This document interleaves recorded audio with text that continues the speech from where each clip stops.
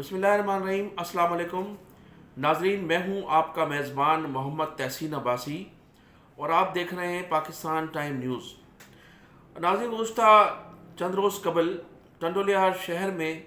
एक महाजर नौजवान जिसका नाम खलीलुर रहमान उर्फ गुड्डू खानज़ादा कहा जाता है, उसकी शहादत के बाद सिंध की सियासी सूरत-ए-हाल यकसर तब्दील होकर रह गई है। अब हमारे मुल्क में तो शहीद होने वालों के भी बेनिफिशरी होते हैं। देखना ये है कि इस उर्फ खलील रहमान उर्फ गुड्डू खानज़ादा की शहादत का बेनिफिशरी कौन है। इसमें जो मुझे सबसे ज़्यादा जो बेनिफिशरी नज़र आई वो पाकिस्तान पीपल्स पार्टी है, जो माजी की तरह इस मरतबा फिर सिंध कार्ड खेलकर अपनी गिरती हुई साख को बहाल करने के लिए कोशा है। आपने देखा कि गुज़श्ता 13 साल से पाकिस्तान पीपल्स पार्टी की हुकूमत सिंध में कायम है, लेकिन बेड गवर्नर्स और लोगों को जो लोगों की तवक्का थी पाकिस्तान पीपल्स पार्टी से, वो ना मिलने की वजह से, उनकी कारकर्दगी बेहतर ना होने की वजह से पाकिस्तान पीपल्स पार्टी से लोग दो जोग दर जोग पार्टी छोड़ रहे थे और मायूसी की जो थी कैफियत पाई जाती थी। लेकिन इस गुड्डू खानज़ादा की शहादत के बाद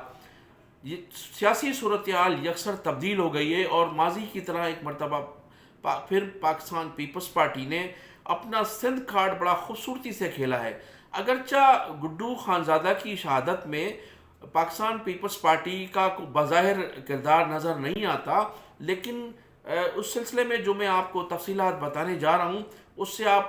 बखूबी अंदाज़ा लगा सकते हैं कि गुड्डू खानज़ादा की शहादत के पसे पर्दा और फिर उसके बाद इस शहादत का बेनिफिशरी कौन बन सकता है और किसको फ़वायद हासिल होंगे। अब मैं आपको कुछ माजी की हवाले से कुछ आपको तफसीलात से आगाह करना चाहूँगा। सिंधी कॉन्फ्रेंस लीडर जो हैं वो हमेशा कोई ना कोई किसी न किसी मरले पर सिंध के हकूक़ की हमेशा बात करते रहे हैं और उनकी रैलियाँ, उनके एहतजाज, उनके जलसे जुलूस का सिलसिला हमेशा जारी रहता है। लेकिन आपने देखा होगा कि गुज़श्ता 13 सालों में सिंधी कॉन्फ्रेंसों ने कोई ऐसा मौसर किरदार अदा नहीं किया सिंध के हकूक़ की खातिर। अगरचे सिंध में बहुत से बहरान हुए 13 सालों में और पीपल्स पार्टी की वफाक में हुकूमत थी, उसके बाद मियाँ नवाज शरीफ की हुकूमत भी रही वफाक में, और सिंध में मुसलसल 13-14 साल से जो पीपल्स पार्टी की हुकूमत है उसमें बहुत से बहरान आए। कभी गंदम का बहरान था, कभी लोगों को के पास पीने का पानी नहीं था, ड्रेनेज का मसला था, अमन व अमान का मसला था। हमारे इंटीरियर सिंध में जो है वो सिंधियों का कत्लेआम हो रहा था, डाकुओं के ज़रिए डाकू जनी थी। लेकिन किसी मसले पे भी 13 साल में 14 साल में पीपल्स कॉन्फ्रेंस लोग जो थे वो पीपल्स पार्टी की हुकूमत के ख़िलाफ़ नहीं निकले। लेकिन जब पीपल्स पार्टी को ज़रूरत पड़ी और बहरिया टाउन में जब मलक लियाज़ साहब ने बिलावल हाउस को बिल्कुल इनकार कर दिया अपने मामलात से, तो एक फिर 13 साल में जो है 13 साल के बाद सिंधी कॉन्फ्रेंसों को इस्तेमाल किया गया और उनको जो है वो एहतजाज पे मजबूर किया। और फिर आपने देखा कि पूरे सिंध से जितने भी हमारे सिंधी कॉन्फ्रेंस लीडर थे या उनके कारकुनान थे, उन्होंने आके बहरिया टाउन पर एहतजाज किया और इस एहतजाज इस कदर शदीद था कि सूबाए सिंध भी हिल गई थी और वफाक भी हिल कर रह गया था। तो आपने ये देखा 13 सालों में सिर्फ एक एहतजाज हमें नज़र आता है जो किया गया और हकूक़ की बात की गई, सिंध के हकूक़ की बात की गई, लेकिन 13 साल में सिंधी कॉन्फ्रेंस खामोशी अख्तियार किए हुए थे। लेकिन अब जो गुड्डू खानज़ादा की शहादत है उसमें भी उसको शहीद करने वाला जो जिसके ख़िलाफ़ FIR दर्ज हुई है या जो लोग हैं उसमें सिंध तरक्की पसंद पार्टी के कारकुनान की जो है FIR दर्ज हुई है। वो उनके लिए कहा जाता है, उनके लवाहिकीन कहते हैं कि उनके जो गुड्डू के जो कातिल हैं वो सिंध तरक्की पसंद पार्टी के कारकुनान हैं जिनके ख़िलाफ़ FIR जो है वो दर्ज की गई है, जिन्हें अब कादर मक्सी साहब ने गुज़श्ता रोज़ न सिर्फ गुलदस्ता पेश किया बल्कि उनकी जो है वो तबीयत मिजाज पुरसी की और वहाँ बड़े जो है वो नारे लगाए गए और बड़ा पुरतपाक तरीके से उनको जो है प्रोटोकॉल दिया गया है। हॉस्पिटल में वो एडमिट हैं, उनमें से एक कारकुन उनका एडमिट है, ज़ख्मी है। तो ये इस वक्त जो टंडोलियार की जो सूरत हाल सामने आई है उससे भी ऐसा महसूस होता है کہ سندھ میں پیپلز پارٹی نے وہی سندھ کارڈ کھیلنے کی کوشش کی ہے، اور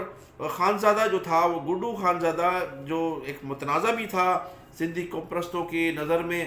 اور وہ ایک بڑا ایکٹیو کارکن بھی تھا، ٹنڈولیار میں مہاجر حقوق کی بات کرتا تھا، تو اس کو مبینہ طور پر ٹارگٹ بنا کر سندھ میں ایک ایسا ماحول پیدا کیا گیا ہے کہ پاکستان پیپلز پارٹی جو ہے وہ اپنے ووٹ سمیٹ سکے جو ان سے چھٹ گئے تھے یا جو ان کو چھوڑ کر جا رہے تھے سندھی نام پر، جو ماضی میں بھی پیپلز پارٹی ہمیشہ ایسا کرتی رہی ہے، اور انہوں نے جب بھی ان کی جو سیاست کا محور رہا ہے وہ سندھ کی بات کرتے ہیں، پنجاب میں ان کی سیاست دوسری ہے، کے پی کے میں ان کی سیاست کا محور دوسرا ہے، پھر بلوچستان میں ان کی سیاست مختلف ہے، تو انہوں نے اس مرتبہ پھر سندھ کو کم از کم، چونکہ اسٹیبلشمنٹ سے ان کی جب باتیں ختم ہوئی اور انہیں اسٹیبلشمنٹ نے بالکل جواب دے دیا اقتدار دینے سے، تو انہوں نے کم از کم سندھ کو بچانے کے لیے سندھ کارڈ کھیلنے کی کوشش کی، اور جس میں گڈو خانزادہ کی جو ہے شہادت جو ہے سامنے منظر عام پہ آئی۔ گڈو خانزادہ کی شہادت کے بعد یہ بات تو اب کلیئر ہو چکی کہ پاکستان پیپلز پارٹی ہی واحد جماعت تھی جو اس شہادت کی بینیفیشری رہی، لیکن اس گڈو خانزادہ کی شہادت کے بعد ہماری مہاجر کانفرنس جو جماعتیں ہیں جو مہاجر نام پر سیاست کرتی ہیں، ان لوگوں نے بھی اسے پوری طرح سے کیش کرانے کی کوشش کی، لیکن وہ بری طرح ناکام رہے، اور جو ٹنڈولیار کے جو اردو بولنے والے مہاجر ہیں یا گڈو خانزادہ کے جو لواحقین تھے، انہوں نے اگرچہ ان کو مسترد نہیں کیا، جب وہ لوگ گئے وہاں اور ان کی تعزیتیں قبول کی اور ان سے ملاقاتیں بھی کی، لیکن وہاں ہر مرحلے پر جی الطاف حسین کے نعرے نے ان کے جو کیش کرانے کے جو معاملات تھے، یا وہ جو کوشش کر رہے تھے کہ ہم گڈو کی جو ہے اس کی شہادت کے بینیفیشری بنے، وہ اس میں ناکام ہو گئے، اور جب بھی جو بھی مہاجر لیڈر یا جو بھی کراچی سے لیڈر وہاں تعزیت کے لیے گیا، تو وہاں کارکنوں نے جی الطاف حسین کے نعرے لگا کر تمام لوگوں کو یہ پیغام دیا کہ تمام تر صورتحال کے باوجود بھی الطاف حسین آج بھی زندہ ہے، کل بھی زندہ ہے، اور مستقبل میں بھی الطاف حسین کے نام پر ہی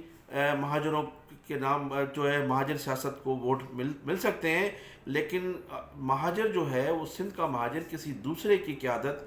تیار نہیں ہے۔ لیکن اب میں اس مرحلے پر اپنے جو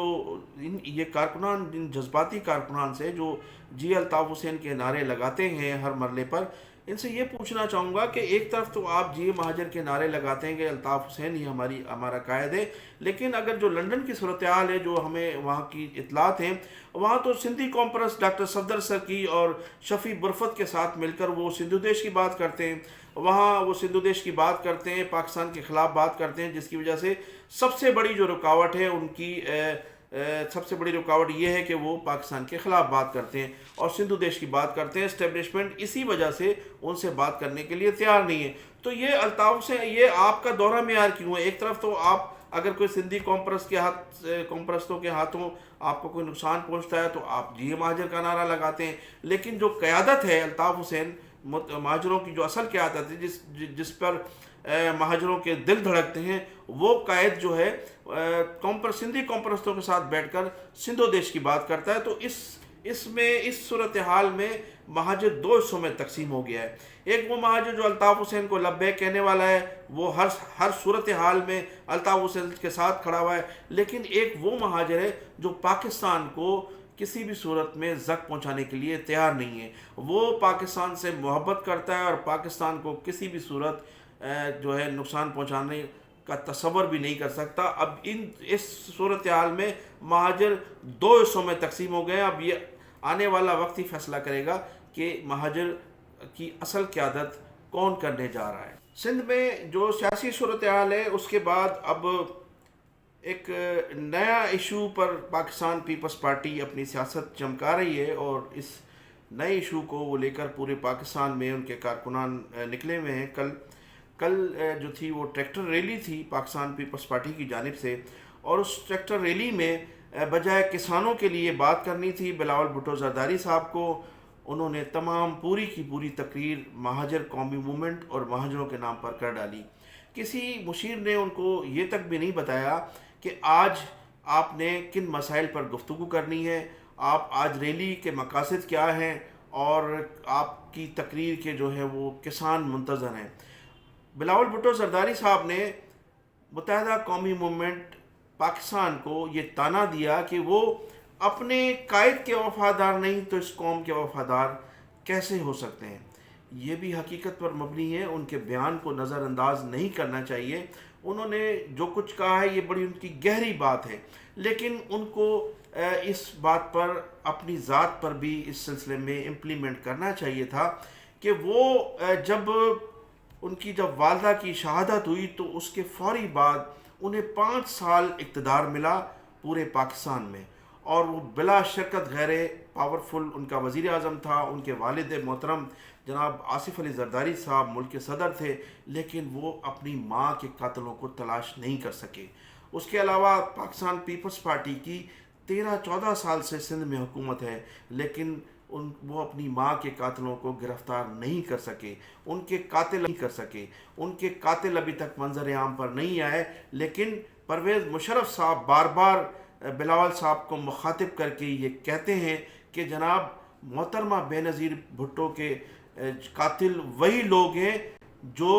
ان کی شہادت پر سب سے بڑے بینیفیشری رہے۔ تو اب بلاول بھٹو زرداری صاحب کو یہ سوچنا چاہیے، یہ اندازہ لگانا چاہیے، اپنے مشیروں سے مشاورت کرنی چاہیے کہ میری والدہ یعنی محترمہ بے نظیر بھٹو جیسی عظیم لیڈر کی شہادت کے بعد سب سے بڑا بینیفیشری کون تھا، اور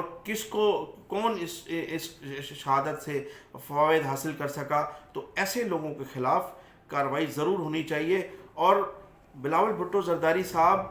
ان لوگوں سے کیوں نہیں پوچھتے جو شہادت کے وقت محترمہ بے نظیر بھٹو کے بائیں دائیں بیٹھے تھے یا ان کے ساتھ تھے؟ تو محترمہ بے نظیر بھٹو جو تھی وہ بین الاقوامی شخصیت کی مالک تھیں۔ آپ بلاول بھٹو زرداری صاحب آپ کی ماں ضرور تھی، وہ قوم کی لیڈر بھی تھی، اور پوری قوم کا قرض آپ پر ہے کہ آپ اقتدار میں ہیں، آپ پاور میں ہیں، لوگوں نے آپ کو ووٹ دے کر منتخب کیا ہے، آپ کی جماعت کو منتخب کیا ہے۔ محترمہ بے نظیر بھٹو کو شہید کرنے والے جو سفاک لوگ ہیں ان کو بے نقاب کرنا، ان کو گرفتار کر کے ان کو کیفر کردار تک پہنچانا آپ کی ذمہ داری ہے۔ آپ کو یہ